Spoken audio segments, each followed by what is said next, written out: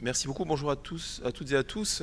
Merci beaucoup pour cette invitation à venir parler de sol. Vous savez que c'est certainement le compartiment écosystémique dans les villes qui est le moins pris en compte historiquement, hein, même si c'est le cas de plus en plus. Effectivement, alors je ne suis pas en sciences économiques, hein, je suis en sciences agronomiques. Donc vous avez dit sciences économiques, mais il y a des liens, et quand on parle de services, on sait que très vite on est en relation, il n'y a pas de problème, on est très vite en relation avec des aspects de monétarisation, voire d'économie. J'intitule ma présentation Sol urbain, tous artificialisés, c'est une question. Tous subis par la végétation, c'est là une question aussi, et qui est certainement liée au fait qu'on ne connaisse pas tout aujourd'hui sur ces sols et qu'on est encore dans des démarches d'investigation pour mieux les connaître, en vue de mieux les gérer et surtout de mieux les gérer en relation avec les organismes vivants, avec les plantes et avec les arbres en particulier. J'ai pas résisté à la tentation de vous montrer cette image. C'est une photo que j'ai eu l'occasion de prendre en juin quand je suis allé à Séoul en Corée du Sud. Vous voyez, donc on a ici, c'est bluffant, hein, quand on le regarde un peu vite ou de loin, des arbres qui sont métalliques sur ce qu'on appelle un technosol urbain qui lui-même est imperméabilisé. Donc on est dans une situation ici d'artificialisation qui est extrême. Vous savez tous que les arbres, de vrais arbres existent en ville, donc ils ne sont pas tous artificiels comme ceux-ci.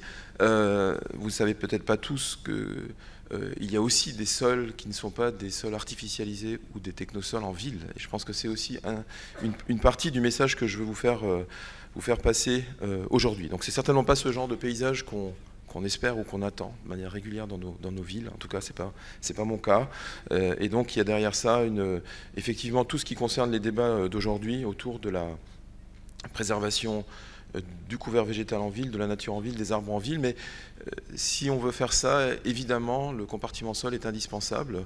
Imaginez si vous claquiez dans les doigts et tous les sols urbains disparaissaient, vous verrez bien des arbres tomber. Donc je pense qu'on est là dans une vraie prise de conscience à avoir, et je pense que c'est le cas de la nécessité d'avoir des sols fonctionnels et qui rendent des services dans les villes.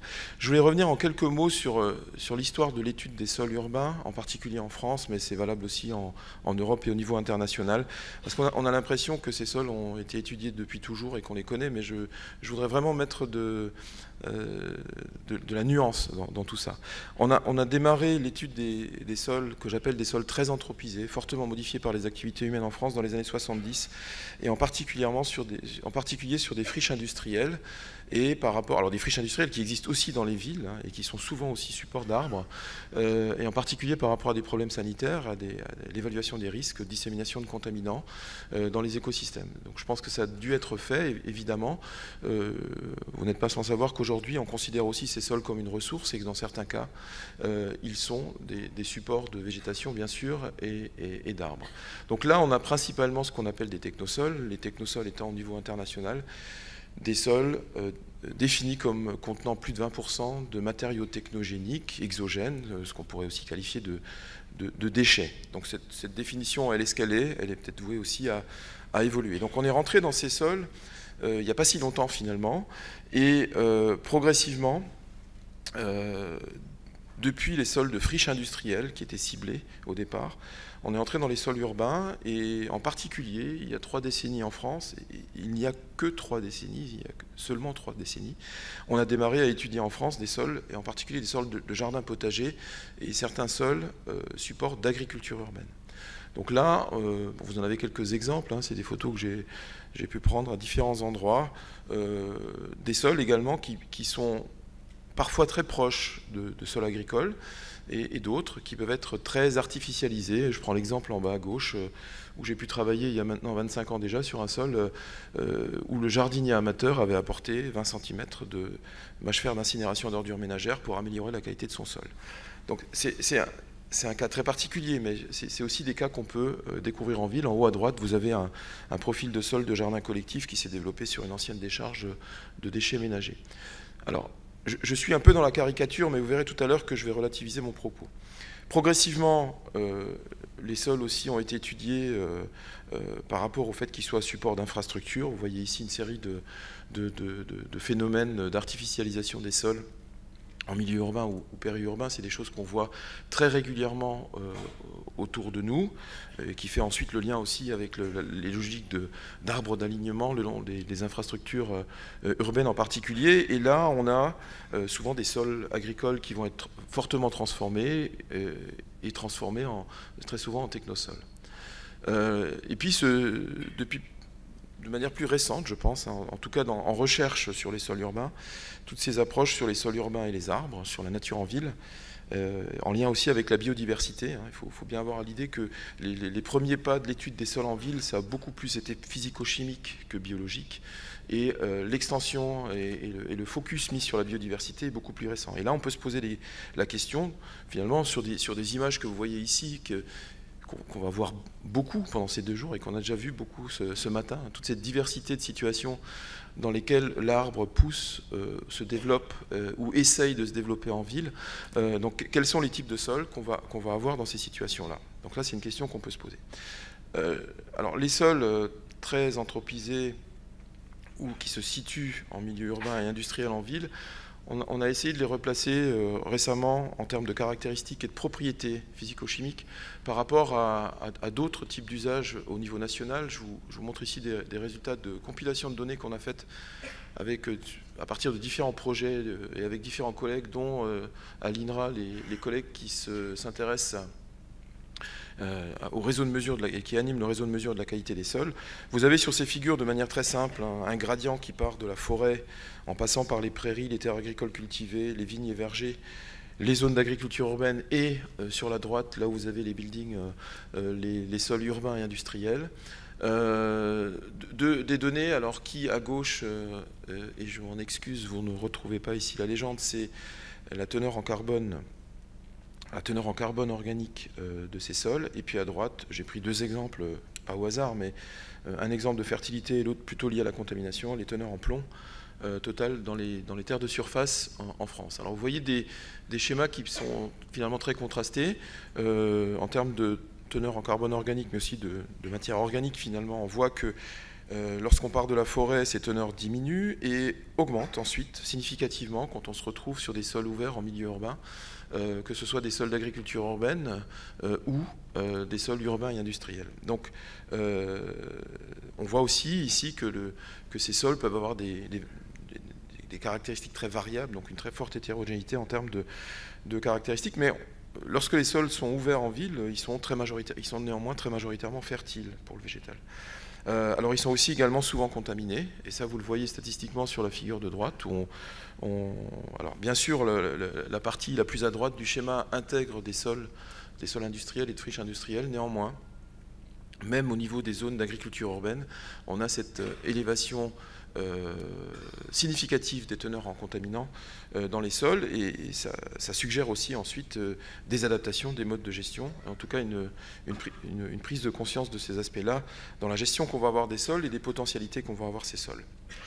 Alors, les sols artificialisés, ça génère des arbres stressés. Alors moi, je ne suis pas du tout un spécialiste de l'arbre en ville.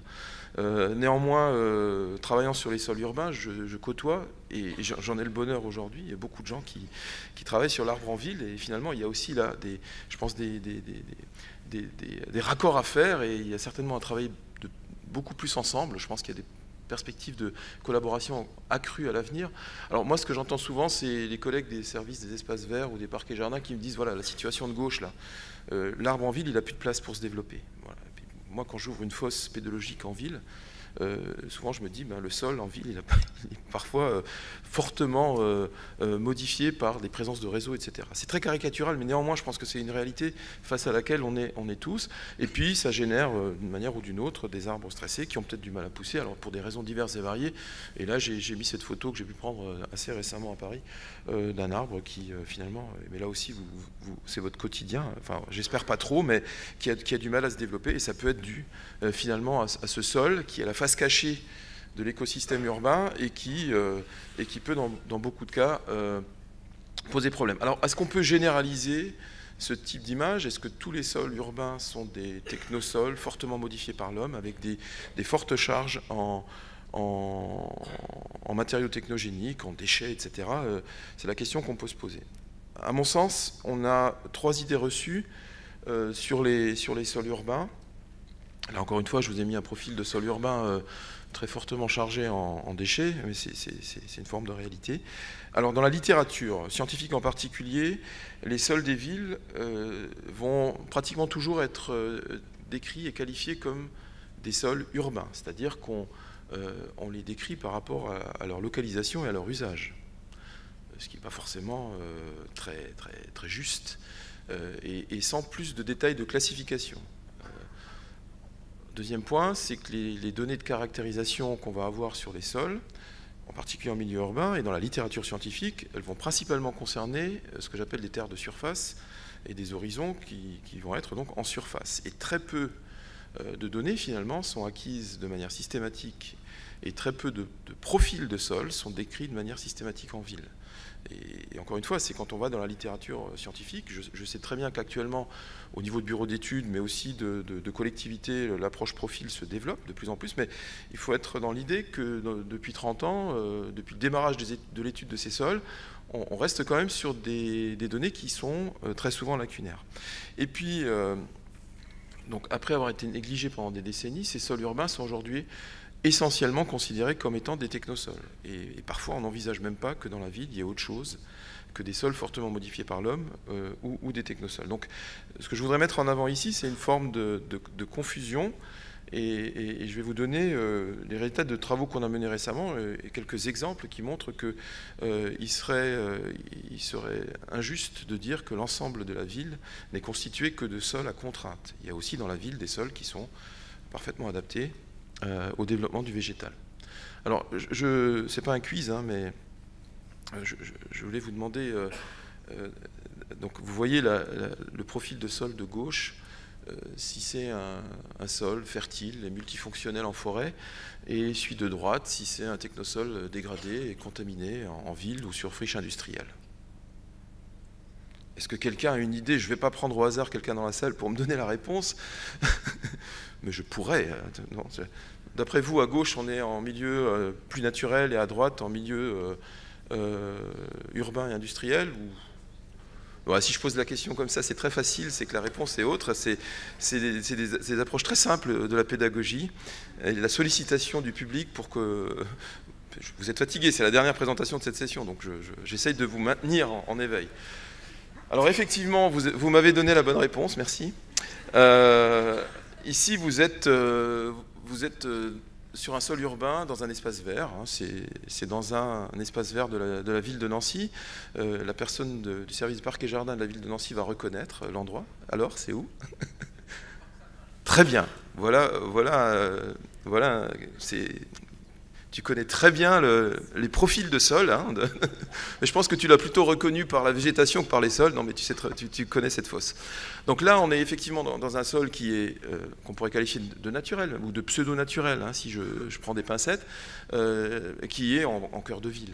Et là, ben non, c'est pas un technosol dégradé en ville, c'est un sol militaire en zone rouge de la guerre de 14-18, en forêt, proche de Verdun, proche de Nancy, entre Nancy et Verdun. Donc, je vous mets simplement ces deux images pour vous mettre en avant l'ensemble des a priori qu'on a sur les sols en ville. Les sols en ville ne sont pas que des sols dégradés, il y en a aussi d'autres. Alors, pour aller plus avant sur ces approches-là, on a réalisé un travail assez récemment, mais on le mène depuis pas mal d'années, qui est d'aller, je vous donne ici l'exemple de la métropole du Grand Nancy, d'aller observer, ouvrir des fosses pédologiques, observer, échantillonner et caractériser des sols. En particulier ici, on a réalisé ça dans un travail de thèse récent d'Anne Blanchard, dans le contexte aussi de projets qui sont financés par l'Agence de l'environnement en France.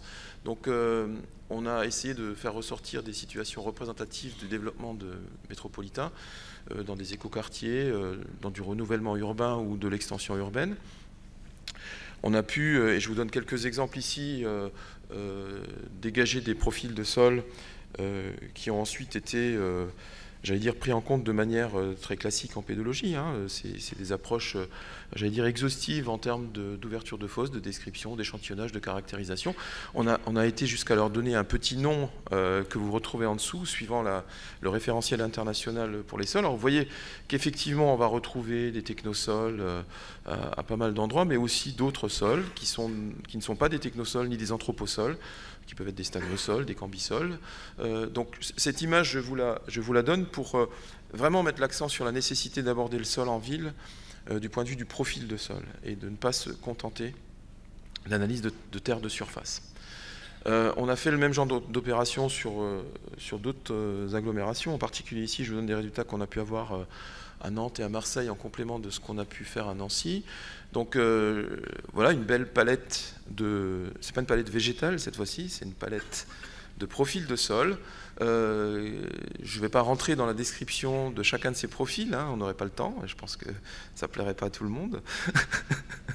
Mais voilà, je pense que vous êtes plus ou moins les uns et les autres conscients de la nécessité de cette observation de profil, d'aller jusqu'à peut-être leur donner un nom, et puis de se rendre compte au final, et je vais peut-être un peu vite, mais en particulier là, sur 37 profils de sol représentatifs de ces agglomérations, sur des situations de développement urbain contrasté, on a pu faire ressortir une moitié de sols très anthropisés et une moitié de sols qui s'apparentent plus à des sols naturels ou à des sols pseudo-naturels.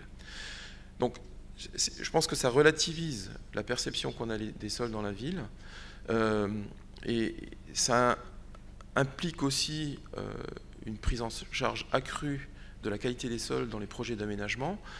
À partir du moment où on a des sols pseudo-naturels, on peut imaginer ou espérer qu'ils soient multifonctionnels, qu'ils aient une capacité plus forte à rendre des services. Donc on a aussi cette volonté à développer certainement de les préserver, de les prendre en compte dans l'aménagement et de les préserver. Et quand on est dans le cas des technosols, des anthrosols, des sols très anthropisés, je pense qu'il ne faut pas non plus rentrer dans l'idée que tous ces sols ne sont pas fertiles ou ne sont que des sols à contrainte. Certains d'entre eux, effectivement, et j'y reviendrai à la fin, peuvent aussi être construits à façon, sans être uniquement subis, lors de la mise en œuvre de procédés de génie pédologique. Donc, c'est ce message-là qui pourrait paraître un peu provocateur, mais qui est aussi le reflet d'une réalité sur les sols, bien évidemment, et j'ai oublié de le repréciser, qui sont des sols non imperméabilisés, des sols ouverts dans les villes. Hein. Cette proportion, elle concerne ces sols ouverts et non imperméabilisés dans les villes. Alors, l'ensemble de cette variabilité des sols qu'on va retrouver en milieu urbain et qui se retrouve exprimée sur cette figure, ces sols sont très hétérogènes, bien sûr. Ils résultent pour une très grande partie de l'histoire des villes des pratiques et des usages mis en œuvre sur ces sols. Et ils ont à la fois des caractéristiques liées à l'influence croissante de l'homme sur leurs caractéristiques, et ils ont aussi des capacités décroissantes finalement à fonctionner, à assurer des fonctions et à rendre des services quand on va de la gauche de l'image vers la droite. Mais les potentialités sont très variables, mais elles ne sont pas négligeables. Alors, l'idée, c'est d'aller au-delà de la confusion entre sol urbain et technosol et de considérer tous les types de sols en milieu urbain. Les sols urbains n'ont pas tous des propriétés physico-chimiques fortement influencées par les activités humaines, donc il faut préserver ces sols qui sont fertiles, prendre conscience que des sols anthropogéniques, qu'il y a des sols à la fois anthropogéniques et des sols pseudo-naturels au sein des villes, qu'il y a donc une nécessité d'observer, de décrire, d'échantillonner et de caractériser les profils des sols urbains, tout en prenant en compte le contexte d'aménagement urbain. Et un deuxième point, c'est il faut développer des outils pour aider à la décision publique en termes de planification urbaine et périurbaine. Donc j'ai beau dire que les sols urbains peuvent être de qualité, je pense qu'il faut aussi faire le lien à un moment donné et traduire la qualité de ces sols en capacité à fonctionner, à rendre des services. De proposer aussi des méthodes d'évaluation des services rendus donc par ces sols et de prendre en compte la ressource sol dans les stratégies d'aménagement, dans l'objectif, et ça a déjà été dit ce matin, d'avoir des villes à haut niveau de services écosystémiques. Alors, deux exemples pour conclure. Sur la partie prise en compte des sols et de leurs propriétés dans les stratégies d'aménagement des villes.